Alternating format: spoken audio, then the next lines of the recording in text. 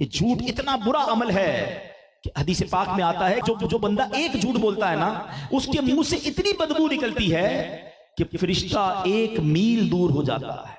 آج لوگ کہتے ہیں یار کاروبار میں برکت نہیں ہے، صحت میں برکت نہیں ہے، گھر میں ٹینشنیں بڑی ہیں، ایسا لگتا ہے کچھ پرابلمز ہیں۔ ارے آپ نے جھوٹ بول بول کر رحمت کے فرشتے اتنے دور کر دیے ہیں، تو کدھر سے رحمتیں نازل ہوں گی؟ ایک طرف تو ہم سچے آقا کے امتی، ذرا بتائیے نا، سب کو پتا ہے میرے آقا نے 40 سال کی عمر تک اعلان نبوت تو نہیں فرمایا تھا نا، مکے کے لوگوں کو اپنا کردار پیش کیا تھا اور اس کے بعد ایک اعلان کیا تھا کوہ صفا کی پہاڑی پر، اے مکے والے بتاؤ میں کون ہوں۔ کتنا کمال کا سوال تھا، مگر رپلائی کیا تھا؟ آپ صادق ہیں، آپ امین ہیں۔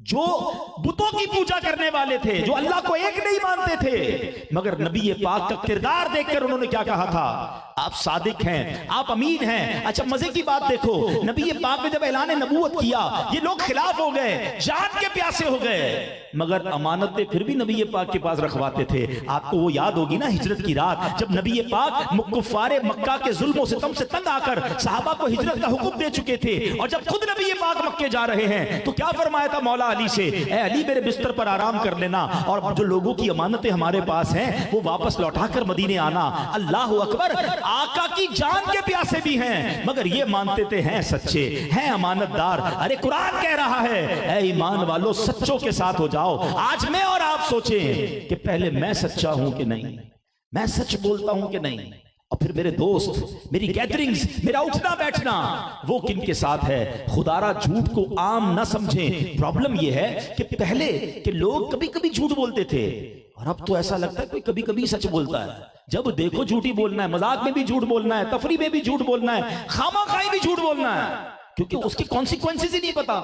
معراج کی رات نبی پاک علیہ السلام جب تشریف لے گئے تو آپ نے ایک شخص کو دیکھا کہ اس کو لوہے کے ایک یوں سمجھے کہ ہک کے ذریعے اس کے گال چیرے جا رہے ہیں، ادھر سے گال چیر کے پیچھے لے جایا گیا، پھر دوسرے گال کو چیر کے پیچھے لے جایا گیا۔ پوچھا گیا یہ کون ہے؟ فرمایا یہ جھوٹ بولنے والے ہیں۔ جھوٹ بولنے والے کو قیامت تک یہ عذاب دیا جائے گا۔ کبھی ڈینٹسٹ کے پاس گئے ہوں گے، اس نے ہمارا منہ کھولا ہوگا، ایک لمٹ کے بعد بڑی تکلیف ہوتی ہے، جان نکل جاتی کیونکہ ہماری لمٹ ہے منہ کی، اس سے زیادہ نہیں کھل سکتا، مگر جھوٹ بولنے والے کے یہ گال گدی تک چیر دیے جائیں گے۔ کیسے برداشت کرے گا جھوٹ بولنے والا؟ خدا را کامیڈی میں دوستوں کو ہنسانے کے لیے، خامہ خواہی کسی بات کو چھپانے کے لیے جھوٹ نہ بولا کرے۔ یہ سخت اللہ کے عذاب کو دعوت دینے والی بات ہے۔